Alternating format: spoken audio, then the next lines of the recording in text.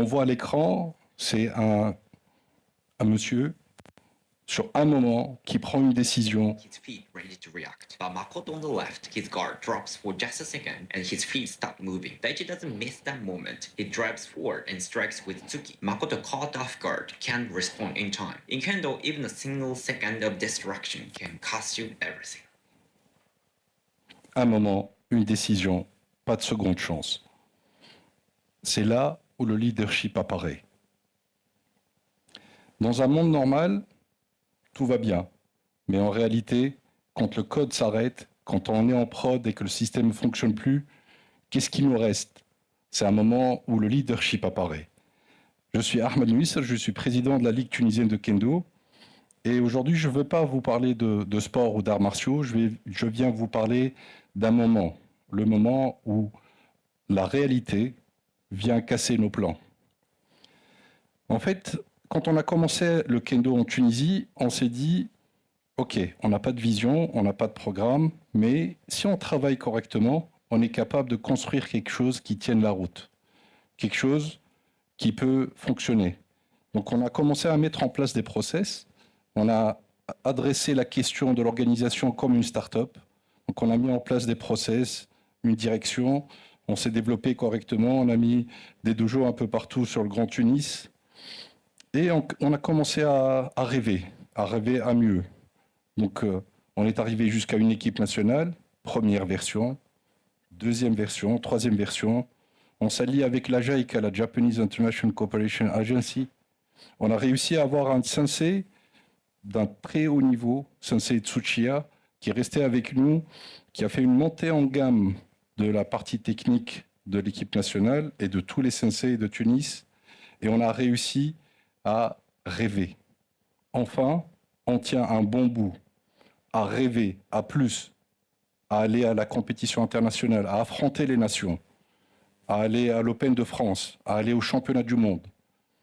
Pourquoi pas aller représenter la Tunisie à l'Expo Osaka en 2025, à titiller la notion du Bushido dans un symposium qu'on organise nous-mêmes, tunisiens, à Yokohama, à organiser un Open international qui s'appelle Ticat Games à Yokohama. Mais nous avions un grand problème. Nous n'avions pas d'argent, pas de budget. Et ça, c'est très grave. Très peu de soutien. Et on s'est dit, dans le monde des arts martiaux, en fait, la solution n'est pas de l'homme providentiel. Ce n'est pas une solution individuelle qu'il fallait chercher. Donc on s'est mis tous ensemble. On s'est mis dans une chambre, dans un bureau, jour et nuit. On a brainstormé ensemble, une fois, deux fois, trois fois. On s'est découragé. Comment résoudre une problématique qui n'est pas prévue? Un rêve qui n'est pas prévu, c'est bon, mais une problématique qui n'est pas prévue, ça, c'est intéressant. Et au moment où on était le plus découragé, il y a un membre de l'équipe qui lève les yeux, il dit, au lieu d'aller demander de l'argent, pourquoi ne pas aller convaincre les dirigeants, les décideurs, de venir vivre une journée One Day Samurai? One Day Samurai, c'est un package où on invite les dirigeants à venir vivre l'expérience dans un team building, dans une ligne directe du RSE, responsabilité sociale de l'entreprise. Un deuxième package apparaît, le Samurai Bootcamp, où on emmène toute une entreprise internationale pour 4 jours et on essaie de construire quelque chose avec eux autour du Bushido. On commence à pitcher, encore et encore et encore. On a un premier client, deuxième, troisième, quatrième. Les clients deviennent partenaires. Un grand sponsor s'intéresse à nous et on arrive à lever les fonds. On part. 15 jours au Japon, 18 Tunisiens. On a fait la compétition, 4 continents et ça a tenu la route. Conclusion. Qu'est-ce qui a fait que ça fonctionne? Ce qui a fait que ça fonctionne, c'est que le leadership n'est pas issu du script, de ce qu'on avait prévu. Il a été issu quand le script s'est arrêté, on a commencé à réfléchir out of the box. Dans le kendo, le plus important, ce n'est pas de couper ou de frapper.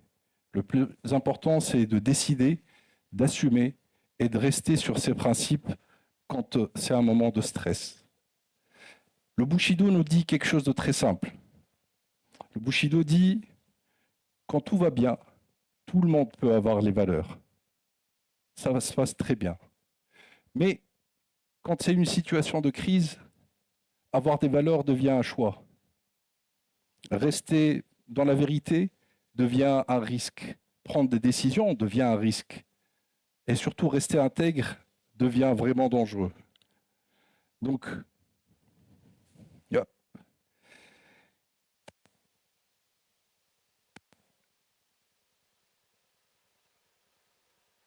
pardon.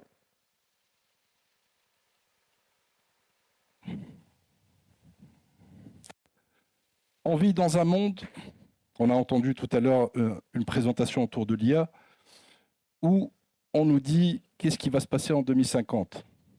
En 95, quand j'ai eu mon bac, on parlait de futurs jobs, médecins, ingénieurs, avocats.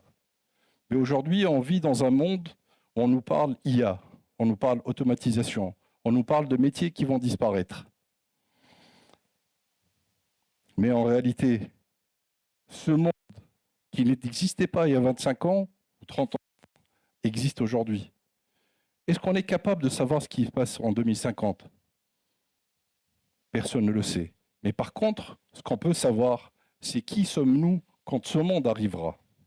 Donc la question, la vraie, c'est quels sont les métiers de 2050 ou qui serais-je moi quand ces métiers arriveront ? Le monde n'appartient pas à ceux qui savent prédire l'avenir. Le monde appartient à ceux qui sont prêts à rester adaptables pour l'avenir. Merci beaucoup.